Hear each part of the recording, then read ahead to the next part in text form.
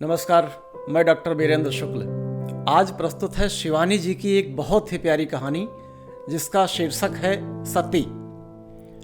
Prayag station, train खचाखच भरी हुई, बस चलने को तैयार थी। लेखिका को यात्रा करनी थी। उसने रिजर्वेशन स्लिप में अपना नाम ढूंढा और साथ ही अपने सहयात्रियों का नाम भी ढूंढा। प्रथम श्रेणी के डिब्बे के उस कूपे में एक साथ 4 सीटें थीं। लेखिका को यह देखकर बड़ा अच्छा लगा कि 4 की चारों महिलाएं ही थीं। वो खुश हो गई। लेखिका जब अपनी सीट पर पहुंची तो देखा कि एक सीट पर एक खादीधारी महिला लेटी हुई है और अंग्रेजी उपन्यास पढ़ रही हैं। थोड़ी देर में उन्होंने स्वयं अपना परिचय दिया। वह पंजाब से थीं, समाज सेविका थीं। वह पंजाब में विस्थापित स्त्रियों के लिए आश्रम चलाती थीं। हाल ही में विदेश से लौटी थीं और लखनऊ में किसी आवश्यक मीटिंग में भाग लेने के लिए जा रही थी। दूसरी सीट पर एक महिला और लेटी हुई थी। उनके पास भारी भरकम सामान थे, कई सूटकेस, स्टील के बक्से, कसा होल डाल। उन्होंने परिचय लेने देने में कोई रुचि नहीं दिखाई। वह एक मराठी पत्रिका पढ़ रही थी और कभी हंसती, कभी मुस्कुराती, कभी सोच में डूब जाती, कभी गंभीर हो जाती। ऐसा लगता था कि किसी मराठी लेखक की सिद्ध कलम का जादू उन्हें किसी कठपुतली की तरह नचा रहा है। उनके सामान पर एक स्टिकर लगा हुआ था, मेजर जनरल बनोलकर। ऐसा लग रहा था कि वह किसी मेजर जनरल की पत्नी थी। लेखिका ने उन्हें देखा और यह एहसास किया कि वह किसी मेजर जनरल की पत्नी होने लायक भी थी। लंबा कद, गोरा रंग, गोल चेहरा, बड़ी बड़ी आंखें, आभूषणों से सजा हुआ उनका पूरा शरीर और उनके गोरे शरीर पर लाल शोलापुरी साड़ी लपटें मार रही थी। जो पंजाबी समाज सेविका थी उनके पास भी ढेर सारे सामान थे, कई सूटकेस थे। दोनों महिलाओं के सामान देखकर लेखिका को ऐसा लगा कि उसके पास तो कोई सामान ही नहीं है। उसके पास सिर्फ एक बटुआ, क्योंकि एक ही दिन की यात्रा करनी है और कहा भी गया है कि जिंदगी का मजा लेना है तो अरमान कम रखिए और सफर का मजा लेना है तो सामान कम रखिए। चौथी सीट खाली थी। ट्रेन ने सीटी दी। वैसे ही चौथी महिला ने डिब्बे में प्रवेश किया। हाँफती भागती हुई आई और बोली, ओहो, बहुत दौड़ लगानी पड़ी। लग रहा था कि आज ट्रेन छूट जाएगी। तब तक ट्रेन ने हल्का झटका लिया, गाड़ी आगे बढ़ी और उस हल्के झटके के साथ वह जो महिला आई थी वह अपनी सीट पर फद्द से लुढ़क गई।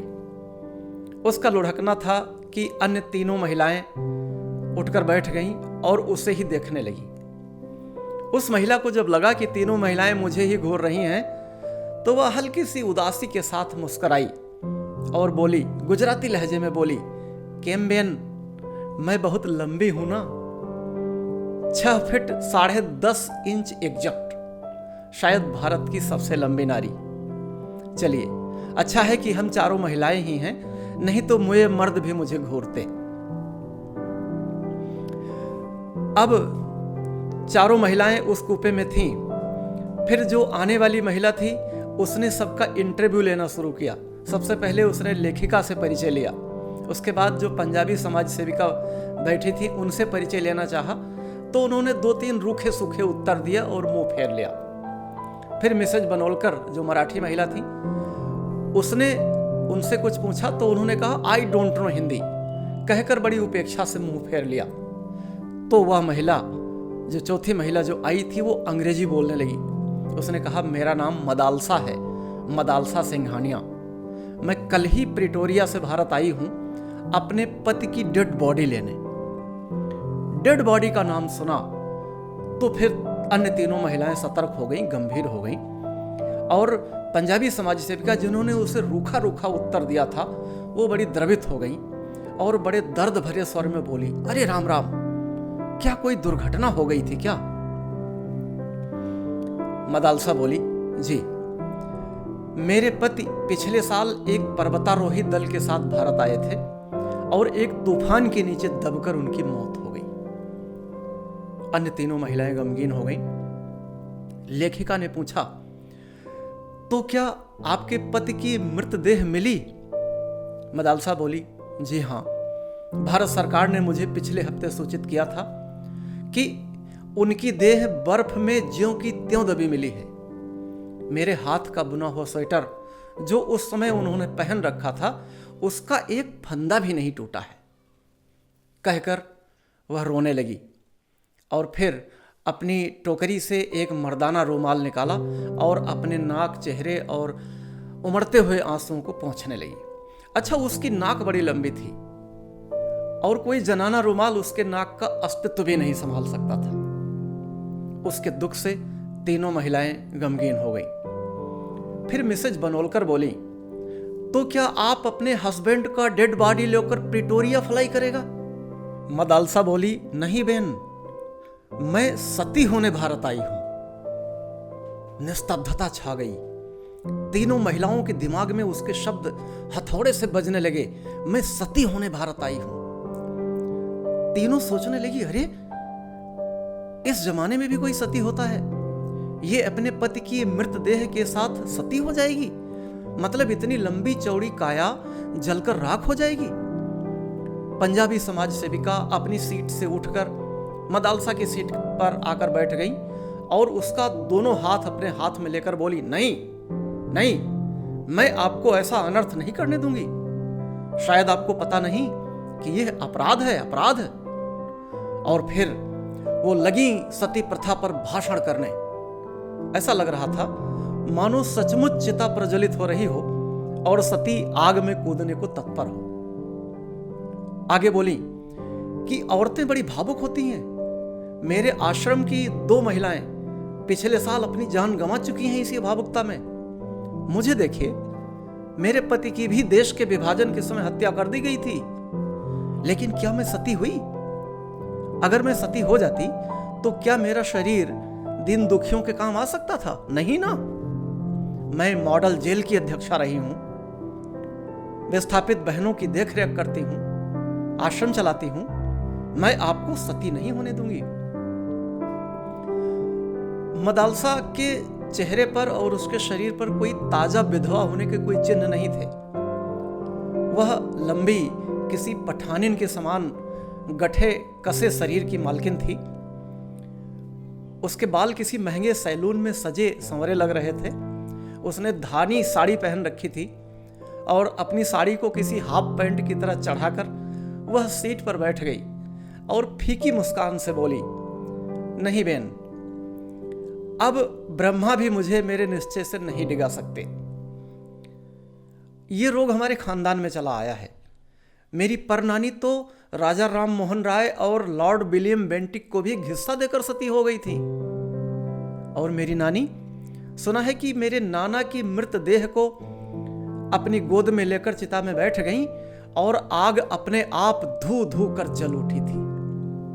उसके बाद मेरी मां और अब मैं।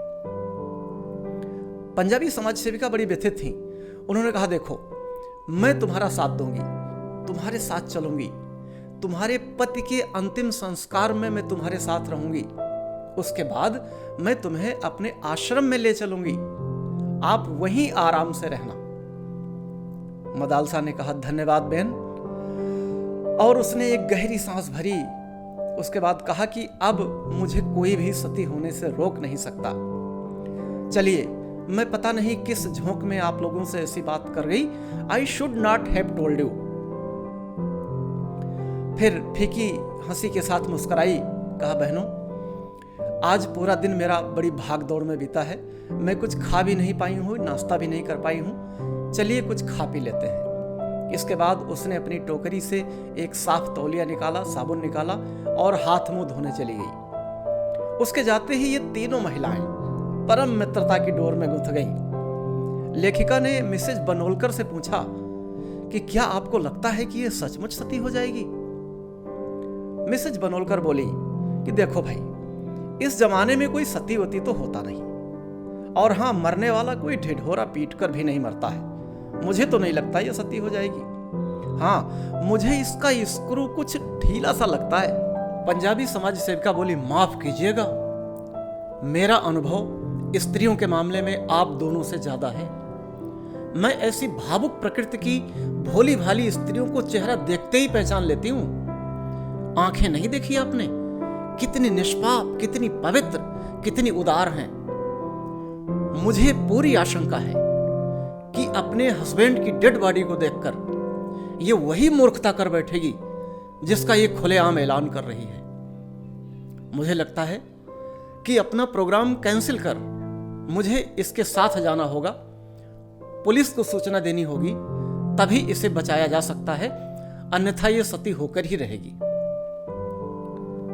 इतनी देर में मदालसा हाथ मुंह धोकर ताजा चेहरा लिए लौट आई।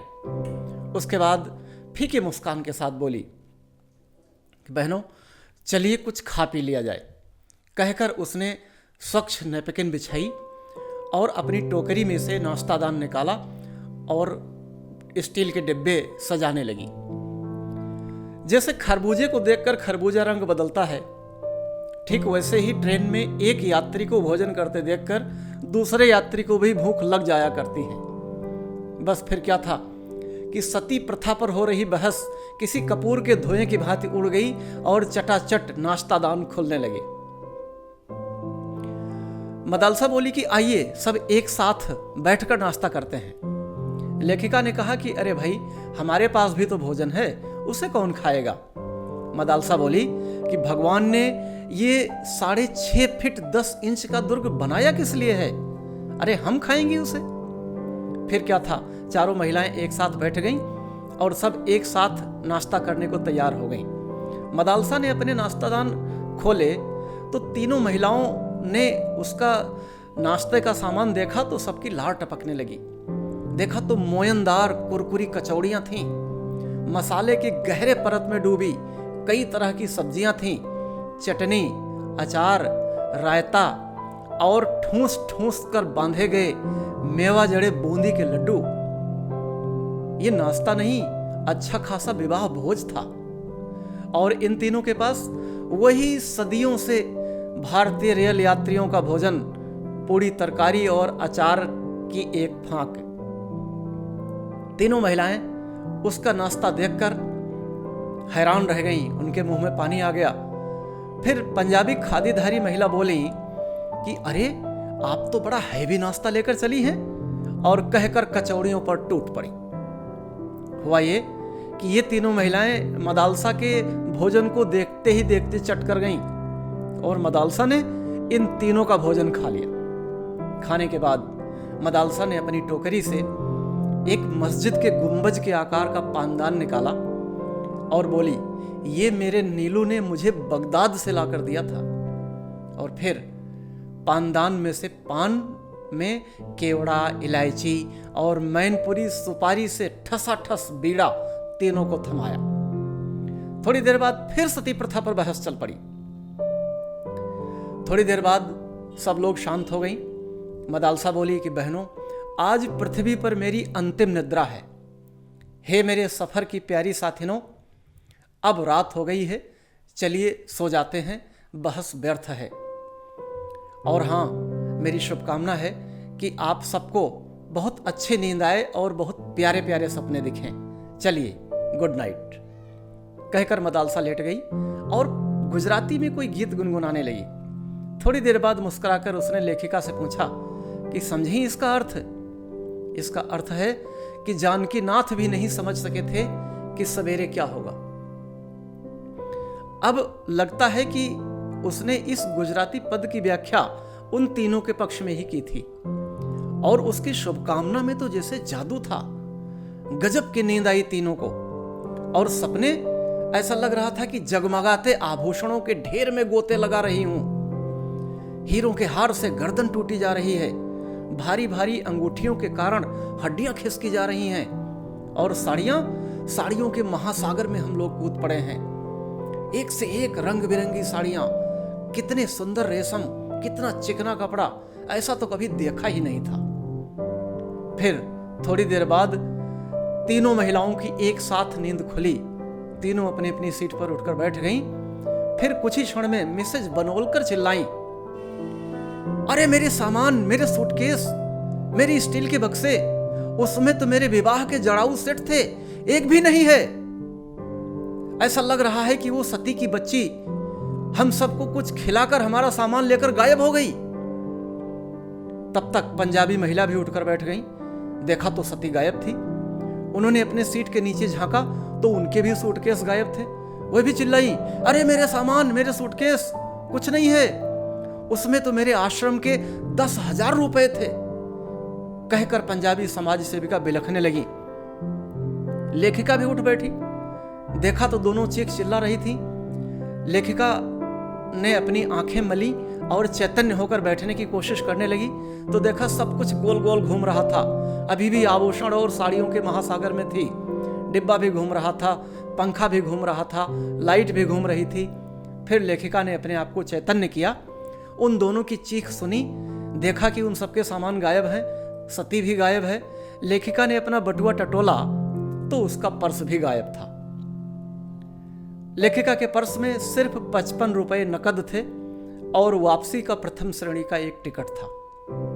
लेखिका ने कहा, मेरा भी बटुआ ले गई। अब तीनों महिलाएं बहुत परेशान हो गईं और चेन खींचकर गाड़ी रोकी गई। सती की बहुत खोज की गई लेकिन वो कहीं नहीं मिली। लेखिका ने कहा कि मैंने कहीं पढ़ा था कि मशरूम को पीसकर एक प्रकार का विष तैयार किया जाता है जिसे अगर किसी को खिला दिया जाए तो बहुत गहरी नींद आती है और बहुत अच्छे अच्छे सपने आते हैं। पंजाबी समाज सेविका चीख उठी। उन्होंने कहा कि लग रहा है कि वह सती की बच्ची हमें वही जहर खिलाकर हमारा सामान लूटकर चंपत हो गई। पुलिस को खबर की गई लेकिन सती को कोई खोज नहीं पाया। आज अगर सती मिल जाती तो ये तीनों महिलाएं स्वयं उसकी चिता सजाकर उसे आग की लपटों में झोंक देती।